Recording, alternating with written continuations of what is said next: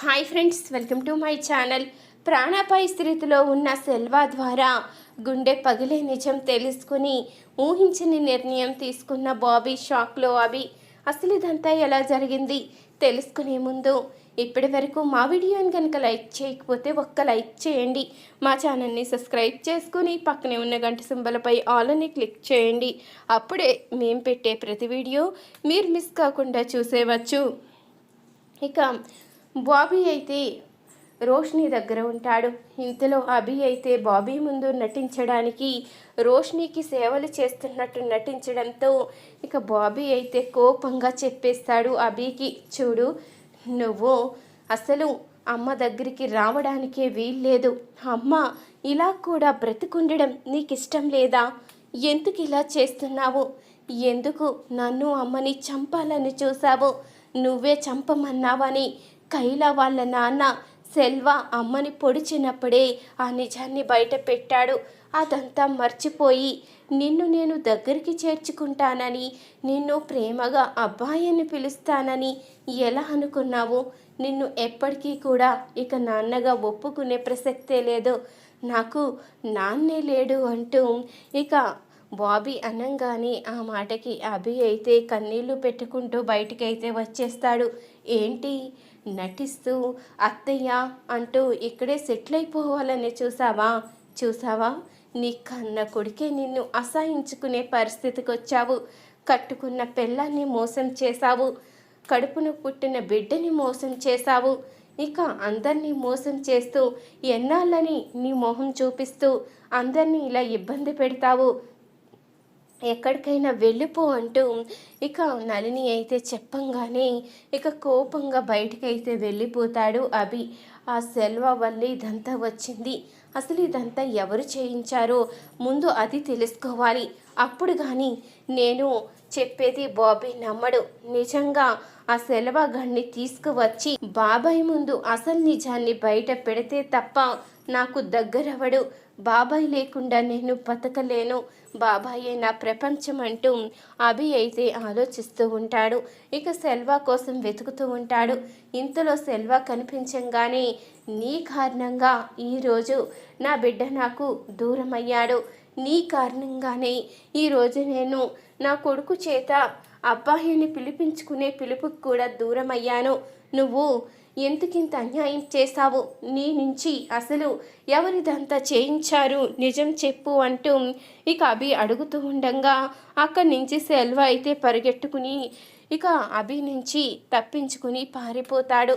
ఆ పారిపోయే క్రమంలోనే సెల్వాకైతే యాక్సిడెంట్ అవుతుంది. ఇక అభి ఎంత వెతికినా కనిపించకపోయేసరికి ఇక అక్కడి నుంచి వెళ్ళిపోతాడు అభి అయితే. ఇంతలో ఇక తుప్పల్లో పడి ఉన్న సెల్వాని వేరే వాళ్ళు చూసి హాస్పిటల్లో అయితే జాయిన్ చేస్తారు. హాస్పిటల్లో జాయిన్ చేయంగానే ఇక డాక్టర్స్ అయితే ట్రీట్మెంట్ అయితే మొదలు పెడతారు. ఇక మొదలు పెట్టేటప్పుడే ఇతనికి ఎవరూ లేరు, అనాథ అనుకుంటా. ఇతనికి ట్రీట్మెంట్ చేస్తే ఇప్పుడు రేపొద్దున్న రోజు ఏదైనా రిస్క్ అవుతుందేమో అంటూ మళ్ళీ ఆలోచిస్తూ ఉంటారు డాక్టర్స్ అయితే.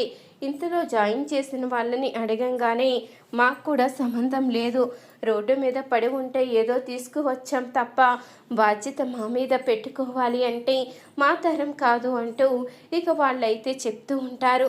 ఇంతలో రోషినినైతే అదే హాస్పిటల్కి తీసుకుని వస్తుంది నళిని.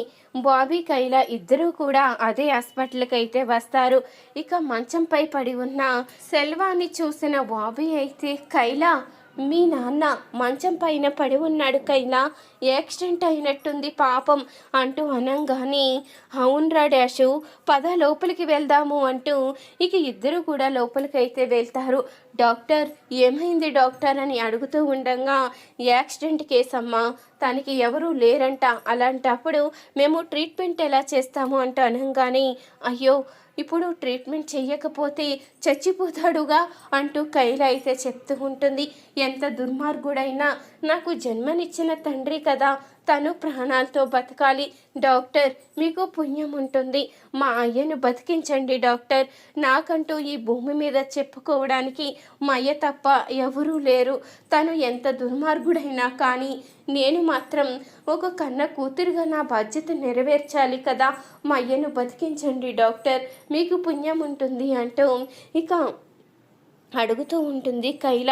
ఇక బాబీ కూడా అడుగుతూ ఉంటాడు, అవును డాక్టర్, తనని బతికించండి.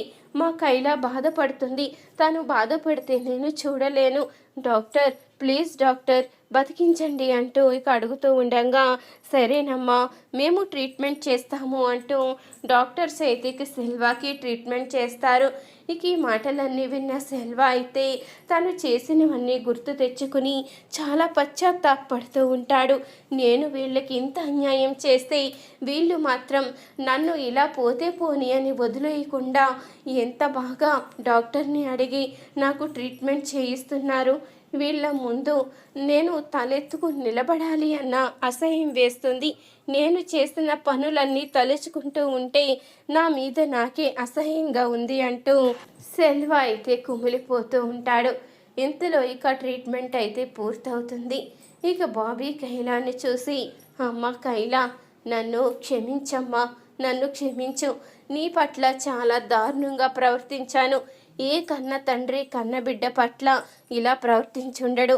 ఇక మీదట ఎలాంటి తప్పు చెయ్యను తల్లి, నిన్ను ప్రాణంగా చూసుకుంటాను అంటూ ఇక అనంగానే, సరే నన్ను ప్రాణంగా చూసుకుంటాను అంటున్నావు కదా, నేనొక్క మాట అడుగుతాను, నిజం చెప్పు అంటూ అడుగుతూ ఉంటుంది కైల. అయితే ఏంటి అంటూ అని ఇక సెలవు అయితే అనంగానే, నిన్ను బాబీ వాళ్ళ అమ్మ రోష్నిని చంపమని చెప్పింది అభి సారేనా అని అడిగేసరికి ఇక సెల్వ అయితే ఆలోచిస్తాడు.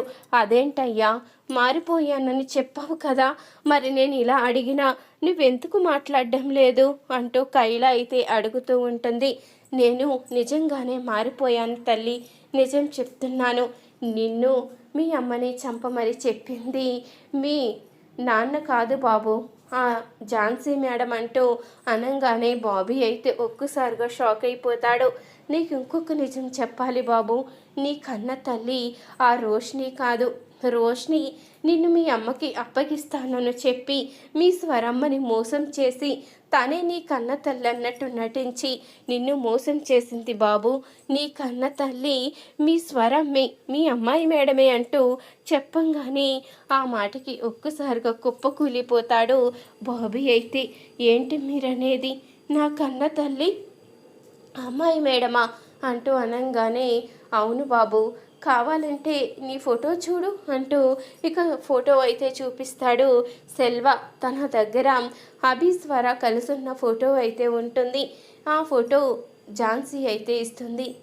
ఇంతలో ఇక ఆ ఫోటో చూసిన బాబీ అయితే షాక్లో ఉండిపోతాడు. మరి నా దగ్గర మా అబ్బాయి కూడా ఎందుకు అబద్ధం చెప్పాడు, ఎందుకు నిజాన్ని దాచిపెట్టాడు అంటూ అడుగుతూ ఉండంగా, అసలు వాళ్ళిద్దరినీ విడదీసింది ఆ ఝాన్సీ బాబు. ఆ ఝాన్సీ స్వార్థం కోసం నిన్ను దూరం చేసి మీ నాన్నని తన సొంతం చేసుకుని తనకు పుట్టబోయే బిడ్డతో ఆనందంగా ఉండాలని తను అనుకున్నది. కానీ అదేది నెరవేరకపోయేసరికి నిన్నే అడ్డు తొలగించుకోవాలని ప్లాన్ చేసి నిన్ను చంపమని చెప్పి ఆ నింద మీ నాన్న మీద వేయమంది. ఎప్పటికీ నువ్వు నీ తండ్రికి దగ్గరవ్వవని, తనని అసహించుకుంటావని తన ప్లాన్ అంటూ ఇక నిజం బయట పెట్టేస్తాడు సెల్వ అయితే. ఇక నిజం తెలుసుకున్న బాబీ అయితే చాలా కుమిలిపోతూ ఉంటాడు.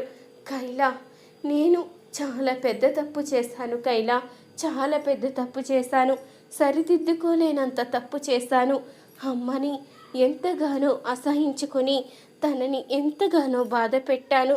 అక్కడ వాచ్మెన్ చేత కూడా అమ్మని బయటికి గెంటించేస్తూ ఉంటే నేను కటుకరాయిలా అలా ఉండిపోయాను తప్ప మాట కూడా మాట్లాడలేకపోయాను కైలా. నేను ఎంత తప్పు చేశాను, నేను చేసిన తప్పు సరిదిద్దుకోవాలి కైలా అంటూ ఇక బాబీ అయితే స్వర దగ్గరికి వెళ్తాడు. ఇక స్వరాకైతే క్షమాపణ చెప్తాడు. ఇక నాకు ఈ ప్రపంచంలో నువ్వు కైలా తప్ప ఎవ్వరూ లేరమ్మా, ఇక నేను ఎవ్వరిని నమ్మను ఆఖరికి అబ్బాయిని కూడా నమ్మను. ఆ అబ్బాయి కూడా నీ పట్ల ఎంత దారుణంగా ప్రవర్తించాడో తెలుసుకుంటే అబ్బాయి మీద అసహ్యం వేస్తుంది. ఇంకెప్పటికీ అబ్బాయిని క్షమించను, నీ దగ్గరే ఉంటాను అంటూ బాబీ అయితే స్వరాకి దగ్గర అవ్వగానే ఇదంతా చూసిన అభి అయితే షాక్లో ఉండిపోతాడు. చూసారు కదా ఫ్రెండ్స్, రాబోయే కథలో ఖచ్చితంగా ఇలాగే జరగబోతుంది. ఇలాగే జరగాలి అనుకునేవారు మా వీడియోని తప్పకుండా ఒక లైక్ చేయండి, మా ఛానల్ని సబ్స్క్రైబ్ చేసుకుని పక్కనే ఉన్న గంట సింబలపై ఆల్ అని క్లిక్ చేయండి. అప్పుడే మేము పెట్టే ప్రతి వీడియో మీరు మిస్ కాకుండా చూసేవచ్చు.